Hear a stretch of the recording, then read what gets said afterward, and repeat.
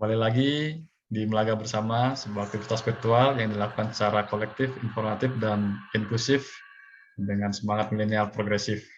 Di episode kali ini, aku bersama Bung Yogi akan membahas topik yang lagi trending gitu ya, happening tentang isu kemanusiaan. Di sini kayak kemarin ada suatu kejadian kasus perundungan, bullying dan juga kekerasan seksual. Nah, di sini sudah ada seorang milenial Pontianak, Mbak Arnianti. Halo, Halo, Halo. apa kabar nih? alhamdulillah baik. Oke, makasih ya udah mau join juga. Jadi kita mau mengulik sih, kayak kemarin ada viral banget 1 September tepatnya tentang kasus perundungan salah satu karyawan atau pegawai di suatu instansi lembaga negara ya. Karena kalau kita melihat momennya memang pas.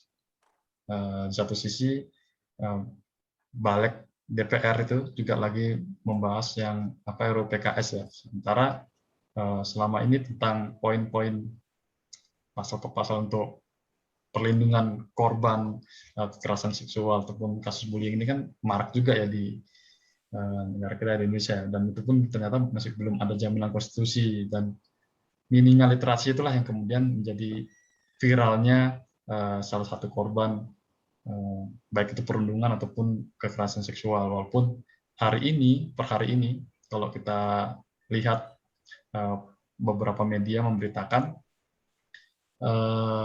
antara terduga pelaku ataupun terduga korban ini kan menjadi kayak bola pingpong juga ya, bagaimana kejelasan perlindungan terhadap korban itu seperti apa, dan satu sisi yang terduga pelaku ini juga membuat satu sikap melaporkan balik itu dalam konteks undang-undang ITE.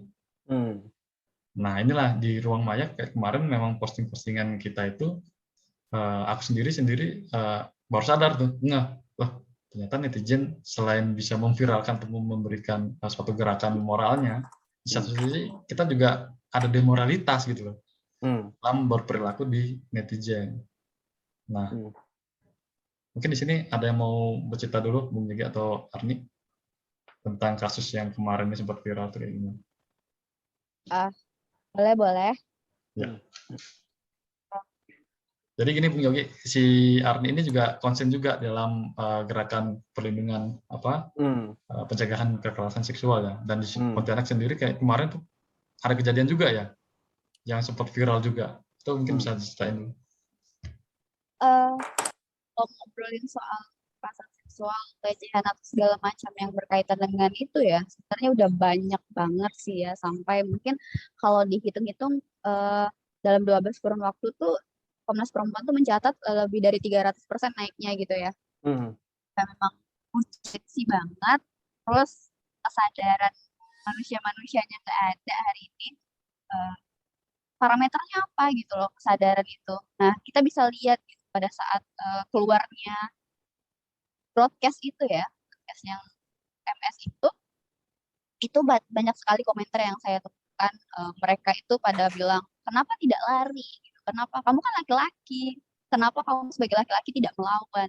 Loh kan hanya laki-laki. Itu banyak sekali yang saya temukan. Jadi fokusnya tuh bukan lagi soal lainnya, tapi ini banyak sekali ternyata yang tidak sadar bahwa laki-laki juga penting untuk ya, perlindungan itu gitu kan. Makanya teman-teman juga ada pengusulan soal RUU PKS kan, dan RUU PKS itu di pasal 1 sudah menyebutkan itu gitu, bahwa laki-laki dan perempuan, perempuan dan laki-laki, laki-laki dan laki-laki, perempuan dan perempuan itu berkemungkinan untuk menjadi pelaku dan korban dan perlu dilindungi.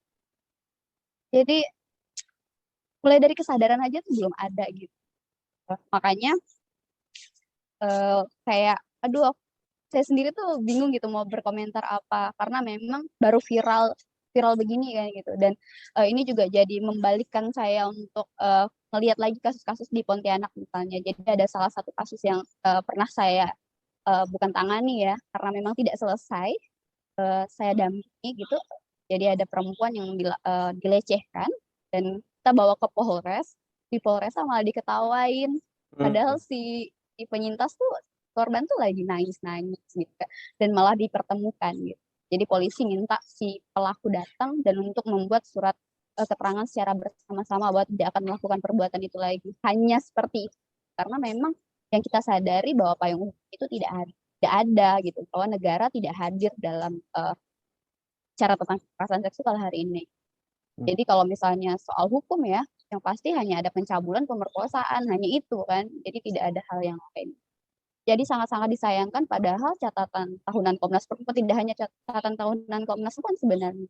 Semuanya juga punya catatan itu gitu, bahkan di lingkungan kita sendiri. Kalau boleh saya cerita, sebenarnya saya juga penyintas tadi disebutin gitu kan. Memang saya tuh sedang konsultasi dengan psikiater gitu, dan hari ini di 2 bulan yang lalu barusan banget, jadi saya dilecehin gitu secara verbal oleh psikiater saya sendiri, bahkan seorang dokter ya. Kalau misalnya kita punya perspektif kan, perspektif baik gitu kan, husnuzonnya kita gitu, dia dokter yang mau nyembuhin mental kita, malah nyakitin gitu kan, malah berkali-kali lipat. Jadi memang ruang aman, ruang nyaman bagi perempuan dan laki-laki yang nggak ada. Itu sih yang mungkin jadi pemantik dulu ya untuk kita ngobrolin lebih panjang. Iya. Jadi ini sebetulnya gimana ya? Selain dari sisi perlindungan itu memang tidak ada, tapi kayak di ranah digital pun kasus cyberbullying ini ya, yang lagi tren ini, seolah-olah itu jadi ditempatkan juga gitu ya. Karena akhirnya kayak kasus yang mestinya itu tadi, kalau aku nangkap dari poinnya si Ani, ada yang sesuatu yang memang harusnya jadi prioritas jadi kayak terkesampingkan gitu ya. Ditimpali seperti ini. Atau gimana Bung Yogi? Ada? Kalau aku sih lebih pada perspektif gimana ya? Kalau kita ngomongin bully atau perundungan itu kan kadang ada orang yang dia tidak sengaja untuk membuli, dan kadang ada orang yang memang sengaja melakukan itu, terus secara sadar dia melakukan itu. Karena kembali lagi seperti yang pernah aku tulis sebelumnya di Instagram mengenai tentang hal mendasar kenapa orang bisa membuli, itu kan harus kita pertanyakan. Apa yang dasar dia bisa membuli? Dari beberapa, kalau kita pakai cara berpikir yang historis atau dengan evolusi, saya pikir saat orang merasa lebih besar secara kualitatif, entah dia badannya besar atau pikirannya lebih pintar atau dia punya kekayaan yang lebih besar, dia cenderung melihat orang-orang yang lebih kecil itu bisa mereka lecehkan atau bisa mereka perlakukan sesuai dengan apa yang mereka inginkan. Karena itu tadi, mungkin aku rasa insting untuk merundung itu ada di setiap diri kita, dalam artian di saat kita merasa lebih besar secara kualitatif. Tapi kadang juga ada orang yang merasa saat dirinya berada dalam lingkungan yang ramai atau dalam kelompoknya dia melihat ada kelompok yang mungkin lebih lemah, akhirnya mereka melakukan sebuah tindakan yang mungkin, karena ini aku sering ngalamin sih di SMA, karena aku juga kalau dibilang jadi pelaku sih, karena kenakalan remaja ya, mungkin saat aku ngerasa, wah ini orang ini sendiri ya, aku bertiga atau berlima, kayak anak muda ya ngejek atau ngerjain itu kan sebenarnya gimana ya? Itu adalah saat kita merasa secara kualitas atau kuantitas lebih tinggi dari orang lain, akhirnya kita bisa merasa bahwa orang ini kita punya power untuk ngerjain dia atau merundung dia. Padahal yang jadi problematis hari ini kan, semakin peradaban kita maju tuh harusnya rasionalitas kita tuh lebih diutamakan ketimbang insting bertahan, dalam artian insting memiliki power itu. Karena kalau kita berpikir kayak konsepnya Marcus Aurelius nih kan, bahwa perbedaan kita dengan hewan itu kan adalah bahwa kita ini adalah hewan yang bisa berpikir itu loh, hewan yang memiliki rasionalitas atau rasionalitas animal. Jadi saat orang merasa dirinya secara kualitas atau kuantitas lebih besar dari orang lain, mereka bisa membuli orang lain dan dianggap sebagai hal yang wajar. Selama itu juga saya pikir peradaban kita tuh masih lebih mengutamakan yang namanya menggunakan insting hewaninya ketimbang kepada rasionalitasnya itu. Nah, makanya yang membuat jadi hal paradoks itu negara yang menjadi sebuah payung atas kita hidup ini belum memikirkan sejauh itu gitu loh. Makanya sebenarnya saya mau menanyakan juga tentang kenapa sih RUU PKS ini susah banget digolin sebenarnya. Karena yang saya lihat katanya partisipasi perempuan di legislatif itu setiap tahun meningkat. Tapi kenapa untuk menggolkan sebuah undang-undang yang saya yakin menciptakan peradaban yang lebih baik ini rasanya susah banget itu. Mungkin itu pertanyaan yang baru saya ingat hari ini pengen saya tanyain sama Sarina Arni. Iya. Aku juga jadi ingat sih kalau ngomong masalah ke pribadi ya, masalah perundungan. Nama Ibeng sendiri itu juga perundungan sebenarnya. Serius? Iya, Ibeng itu singkatan juga kayak Brian Eteng itu kan tahu kan, bibir ini. Terus Brian Serius? Gembeng. Aku baru tahu loh sih. Baru tahu Brian lagi, Keceng. serius. Tapi buat kayak aku kayak karena waktu masa-masa sekolah itu nanti ya kayak dibilang si Kan Yogi saya tadi. nggak sadar aku mau ngebully Bung. Benar. Dulu kan Seneng banget sering-sering kayaknya dia tuh. karena tubuh keceng gitu kan, Brian Keceng dan Gembeng. Alfred. Tapi kalau buat aku ya Brian Silageng lah bisa kita buat motivasi. Itu baru masalah perundungan ilo-iloan lah bahasanya apa. Iya. Nyinyiran ya. Bercandaan gitu ya. Nah, bercandaan. Tapi kan dalam konteks seperti apa itu ternyata memang lemah kita ya edukasi seperti itu. Termasuk kayak misal bersiul atau menggoda Ya, secara catcalling gitu fisik ya. itu. Nah, itu kan yang mestinya kita ngomongin Pancasila ya, maksudnya yang ada dalam beradab, bla bla bla gitu. Ternyata hari ini kita masih di transisi yang bagaimana kita dihargai sebagai seorang manusia atau masyarakat itu tadi gitu kan. Nah, kalau masalah yang tadi legislatif tadi gimana sih goals RUU PKS kemudian tarik ulur antara parlemen itu ya, antar faksi pun masih berdebat. Memang ya itu tadi seperti apa sih sebetulnya RUU PKS ini kalau dibilang gawat atau enggaknya gitu. Aduh, berat sekali ya sebenarnya kalau misalnya kita ngobrol RUU PKS tuh karena menyedihkan sekali. Sebenarnya kalau pribadi sih nggak sampai yang gimana betul ya mendampingi RUU PKS sih. Cuman memang kalau terlibat kampanyenya RUU PKS, sosialisasi dan segala macam, kebetulan dari dulu iya gitu. Jadi dari dulu di GMN itu udah sering banget bikin sosialisasi itu gitu, bikin forum-forum itu sampai harus ke kampus-kampus lain gitu kan. Sampai dicap feminis gitu ya. Ini kalau Yogi ini feminis jalur Marxis, kalau aku feminis jalur Adam Levine. Adam Levine. Kalau sekarang kan saya sendiri kan di lingkungan ya, jadi ekofeminis gitu. Jadi sekarang gitu. Iya benar-benar dicap feminisme, jadi menghilangkan marxisme. Dulu tuh udah sering banget yang kayak gitu gara-gara ngedukung RUU PKS gitu. Padahal mereka nggak tahu aja bahwa rancangan undang-undang penghapusan kekerasan seksual tuh memang punya satu-satunya harapan sih kalau menurut saya tuh benar-benar satu-satunya harapan untuk teman-teman penyintas soal keadilan, karena memang mengatur hingga sampai ke material yang sampai akhir dari, maksudnya kan korban tuh nggak hanya kehilangan mendapatkan kerugian berupa material yang selama ini orang pikir ya udah dikasih uang tuh udah selesai sampai di situ, padahal kan nggak sampai di situ ya. Tapi mereka harus punya psikolog misalnya pendampingan psikolog dan segala macamnya, kesehatan mental dan lainnya gitu-gitu ya. Nah kalau misalnya soal RUU PKS dari awal dari 2015 ya sebenarnya RUU PKS masuk kan badan legislatif di sana, cuman memang ya seperti yang kita tahu bahwa ada sistem-sistem di sana yang seperti apa yang ada tidak mendukung fraksi yang kita juga tahu lah ya kajiannya sampai di mana sebenarnya. Jadi kalau di Pontianak tuh udah bisa kalau di Pontianak ya, karena Ari sendiri lah, saya sendiri gitu kan yang mengalami gitu kan bagaimana berdebat dengan teman-teman hingga yang gitu itu tuh udah pernah dilakuin gitu.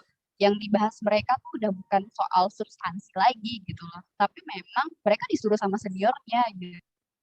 Yang seperti kita tahu bahwa ada kiri dan kanan gitu.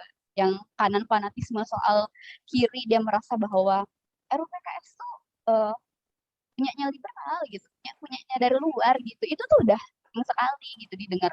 Itu tuh produknya feminisme. Feminisme itu dari mana? Dari barat. Kok mau sih? Kolonialisme tuh artinya kalau teman-teman mendukung RUU PKS itu gitu sebenarnya kenapa RUU PKS sama teman-teman yang merasa dirinya berada di kanan. Jadi kalau boleh cerita nih ya, jadi, saya tuh pernah bersama Kak Andi Hendriani, Ketua Komnas Perempuan, melabrak teman-teman yang lagi lagi bikin forum menolak RUU PKS di Pontianak. Saya hadir di sana, kayak setelah kita jabarin ya bersama KPPAD, kita jabarin soal bagaimana data hari ini menunjukkan Kalimantan Barat urgensinya sampai mana, bagaimana kawin kontrak tuh hadir di sini tidak hanya TPPO tapi juga ada butuh perlindungan lainnya segala macam, dan mereka menangis. Hanya sekedar menangis, tapi setelah acara selesai mereka tetap menolak rancangan undang-undang kekerasan seksual karena memang mereka juga sudah ya diminta kan ya, udah benar-benar tersistematis dari sononya gitu, dari seniornya gitu, tanpa kajian yang substansi tadi. Mungkin kalau kita ya di game ini kan terbiasa tuh soal, kalau misal saya tuh bukan orang hukum gitu, tapi kan kita punya teman-teman di hukum. Kita coba untuk balik teman-teman gitu, gimana ngobrolin RUU PKS tuh. Ya ini poinnya, poin pentingnya ada 15 kekerasan seksual yang penting untuk ketahui orang-orang gitu, hanya pemerkosaan, pencabulan dan segala macam gitu kan, termasuk catcalling, masuk juga pemaksaan aborsi, pemaksaan seks dalam rumah tangga gitu kan ya. Nah yang gitu-gitu kan kita kaji itu sama-sama dan akhirnya punya kajian sendiri dan kita bawa ke teman-teman. Aduh, pengen banget nyebutin mereka ini. Kaum konservatif lah. Kaum konservatif sekali. Tapi nanti kita dibilang liberal. Kalau ya sih. Ya gitu intinya gitu. Jadi ada 2 forum atau 3 forum yang pernah saya sendiri labrak. Kalau untuk dan pernah juga apa ya, nge-tweet mention bareng Budiman Sujatmiko juga pada saat itu kan, karena kayaknya itu pertanyaan yang pernah saya ajukan ke Budiman Sujatmiko. Kenapa ya Bu, RUU PKS ini kayaknya susah banget deh diterima sama orang. Jawabannya ya karena kalian tidak dekat lah dengan DPR, yang kayak gitu sih. Formalitas lah jawabannya. Tidak ada jawaban yang substansi yang memang benar-benar menyelesaikan solusi bahwa kayaknya kita harus bawa kemana gitu. Padahal kan RUU PKS itu hadir bersama teman-teman pendamping seluruh Indonesia yang memang menyaksikan secara langsung soal kekerasan.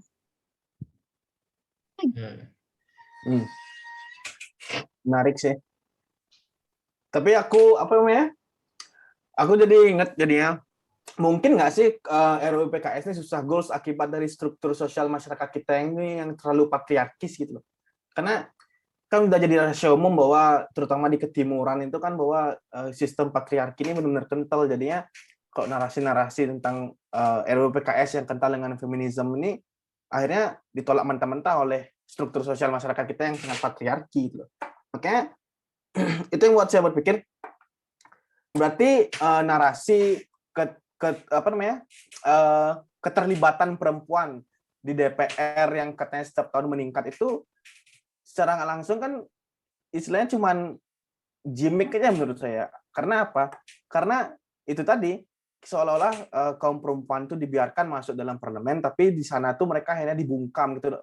Kalau dibungkam sih, saya rasa mereka kalau dibungkam saya rasa mereka punya tindakan untuk menolak pembungkaman, tapi saya rasa emang mereka juga yang di sana perempuan-perempuannya nggak concern juga tentang RUU PKS. Karena itu yang membuat saya berpikir, kalau emang RUU ini penting dan juga keterlibatan perempuan di dalam legislatif itu tinggi, kenapa untuk merumuskan ini susah banget gitu loh. Itu Bung Ibeng dan Bung Arni. Besar nih.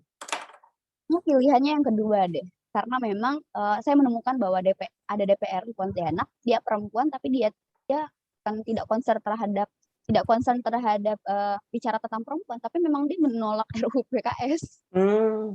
Jadi mungkin banyak ya partisipasi perempuan di sana yang hanya, saya tidak ingin merendahkan perempuan ya, tapi memang ada yang mungkin tidak concern terhadap isu itu gitu, dan dia tidak membawa itu ke parlemen gitu, tidak membawa ke dalam visi dan ideologi bahasanya jadi mainstreamingnya dia gitu, bukan jadi mainstream ya, bahwa bicara soal perempuan bukan itu, padahal kan harusnya ya ketika dia mampu kan 30% ya katanya 30% itu kan artinya dia harusnya mainstreaming gender ya, bagaimana soal kesetaraan dan macam yang dia bawa gitu. Terus menarik gitu tadi kan bilangnya apakah yang besar karena konstruksi masyarakat gitu kan, terutama budaya patriarki. Mungkin ini juga bukan jadi temuan ya. Setahun belakang kan saya kerjanya di pendampingan ya, terutama di pemberdayaan perempuan.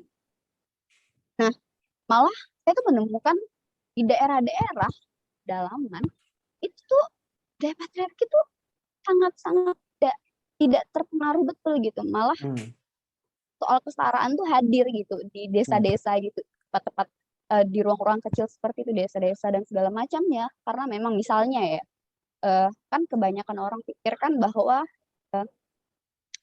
perempuan itu kerjanya domestik gitu kan, laki-laki yang bekerja sebagai tulang punggung dan semacam. Tapi saya banyak sekali menemukan bahwa banyak bekerja tuh malah perempuan gitu. Kalau di desa-desa dan di suku-suku, beberapa suku Kalimantan Barat misalnya kayak Dayak dan semacam, itu tuh ada yang punya budaya yang memang kesetaraannya tuh udah jelas betul gitu. Tidak ada budaya patriarki karena memang udah ada kesetaraan gitu. Jadi saya juga bingung konstruksi masyarakat yang mana yang kira-kira budaya patriarki itu hadir. Ternyata kan kalau secara dilihat kasat mata saat ini memang yang ada tuh ya, konstruksi itu tuh hadir tuh di masyarakat kota justru gitu loh. Benar-benar. Ya. Desa yang kecil-kecil itu. Jadi jangan-jangan daerah-daerah yang tidak terpapar oleh kapitalisme itu cenderung lebih egaliter kehidupannya. Artinya merembet nih jadinya dari ngomongin RUU PKS akhirnya ngomongin struktur sosial kapitalisme, Bung Ibeng. Gimana nih Bung Ibeng? Tapi emang berkaitan sih. Lagi pula kalau ngomong tadi goals-nya ya, di HGD sendiri kan kita ngomong ini bisa masuk ke gender equality juga kan, kesetaraan gender itu kan. Karena kalau tadi berangkat mau nggak mau ya, kalau kita ngomongin wacana feminisme itu kan selalu identik dengan gerakan dari keperempuanan gitu kan, perempuan, dan kita harus sadari itu bahwa di Indonesia ini walaupun kita masih punya budaya patriarki, tapi ternyata populasi perempuan pun lebih banyak gitu. Ya. Nah itu kenapa tidak bisa menghadirkan suatu kebijakan yang itu tadi sih, kalau kita berangkat tadi di awal isu kita adalah sejauh mana negara hadir untuk menjamin keamanan ataupun perlindungan bagi kasus perundungan ya, dan kita tidak memisahkan antara gender misalnya. Ternyata memang kesadaran itu tadi, kesadaran baik dari pemangku atau yang berwenang ini masih kurang misalnya dibilang, atau tadi ada nggak sih gerakan dari misalnya industri juga ya yang berpengaruh, kemudian belum waktunya nih kita mengikuti gaya-gaya seperti itu gitu kan. Karena sebetulnya jauh sebelum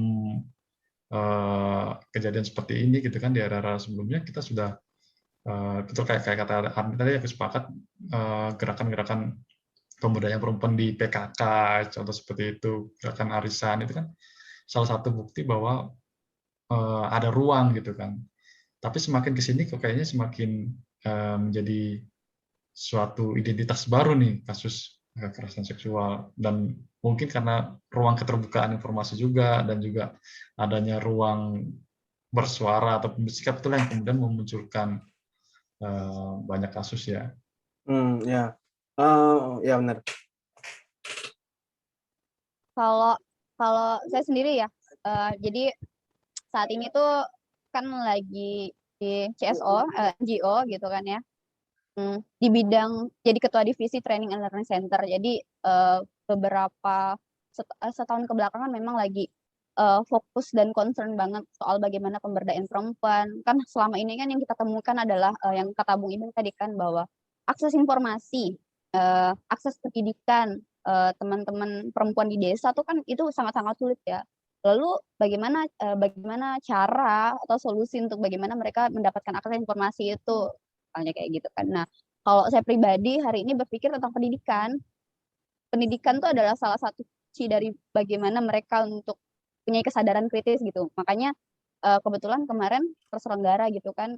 Jadi saya menyelenggarakan dan teman-teman menyelenggarakan sekolah pemimpin perempuan di salah satu kabupaten di Kalimantan Barat. Jadi ada 15 peserta didik pada saat itu yang kami sama-sama didik gitu untuk bagaimana mereka mulai dari hal kecil sih, bicara soal hak mereka, bicara tentang informasi yang harusnya mereka dapatkan, bagaimana mainstreaming gender, walaupun mereka sebenarnya ya itu tadi kan ketika di desa tuh beberapa suku udah mainstreaming gender udah lebih baik lah, kesetaraannya sudah lebih baik, tapi kan ada beberapa yang tidak gitu kan, masih menganggap bahwa pekerjaan mereka adalah pekerjaan domestik aja. Jadi ada pertanyaan-pertanyaan yang menurut saya tuh harusnya memang kita selalu tanyakan ke mereka ya, terutama perempuan-perempuan di desa terhadap akses informasi, akses apapun gitu kan. Saya selalu tanya kayak gini, ibu-ibu kalau ibu-ibu tuh pernah nggak sih diajak rapat RT misalnya, itu kan kecil banget ya, nggak pernah gitu jawabannya. Ibu-ibu pernah nggak tahu kalau misalnya di depan rumah ibu-ibu nih kan lagi di semen nih atau lagi diperbaiki, tahu nggak ibu-ibu kan? Jawabannya enggak, tapi kan ibu-ibu yang pakai iya ya gitu kan, jawaban yang paling mendasar gitu, dan akhirnya mereka tahu hak-hak mereka itu seperti apa yang akses informasi mereka tuh harus cari kemana, itu yang kita ajarkan gitu ke teman-teman. Bahkan sampai prakteknya adalah kita nyuruh ibu-ibu buat audiensi ke kayak dinas-dinas yang mereka inginkan, misalnya mereka ada petani ya, jadi ke dinas pertanian dan segala macamnya gitu. Dan memang solusi untuk saat ini tuh ya kesadaran kritis itu yang paling penting gitu. Nah, kayak misalnya nggak hanya ngobrolin soal ini ya, sebenarnya ibu-ibu yang punya yang keterbatasan akses informasi, tapi kan yang bukti nyatanya teman-teman di DPR yang banyak perempuan juga nggak punya mainstream gender itu kan, kesadaran kritisnya agak ya kurang. Maka sampai saat ini juga kan harusnya mereka yang punya kekuasaan soal perlindungan itu kan membuat sebuah perlindungan payung hukum untuk teman ada juga. Ya. Berarti Bung Ibeng, menurutku bahwa premis tadi kan bahwa masyarakat di desa itu cenderung lebih egaliter ketimbang masyarakat kota karena mereka nggak terpapar oleh kapitalisme gitu. Jangan-jangan negara kita ini udah bergeser ke kapitalisme, Bung Ibeng. Karena kalau bergeser ke kapitalisme kan udah melawan Pancasila dan itu udah melanggar konstitusi. Harusnya bisa kita nggak di demo aja ya. Nggak di demo dong. Lebih kepada apa ya? Restorasi. Restorasi itu bahasa warung ya, revolusi mungkin, Bung. Oke. Menarik ya obrolan kita tentang kasus yang kemarin sempat viral ya. Dan ini memang mau jadi bukan PR aja ya, tapi memang penting sekali momentum seperti ini karena ada transisi. Seperti tadi kalau kita ngomong ternyata berangkat dari kebiasaan ataupun aktivitas masyarakat Indonesia lah ya, sebelum terpapar lah bahasanya, terpapar industrialisasi ataupun efek dari kapitalisme global misalnya, ini jauh lebih baik. Dan saya pikir formula rumus manusia Pancasila itu memang jadi bukan hanya sekedar jargon, tapi itu yang harus diwujudkan. Terima kasih buat Ardi dan Yogi. Nanti kita sambung di episode berikutnya. Sebelumnya aku ucapin walaupun kita terbatas pada pertemuan ini, semoga silaturahmi virtual ini bisa menjadikan kita untuk saling mengingatkan ataupun memberikan informasi yang baik untuk generasi kita. Terima kasih sebelumnya. Assalamualaikum warahmatullahi wabarakatuh. Semangat ya.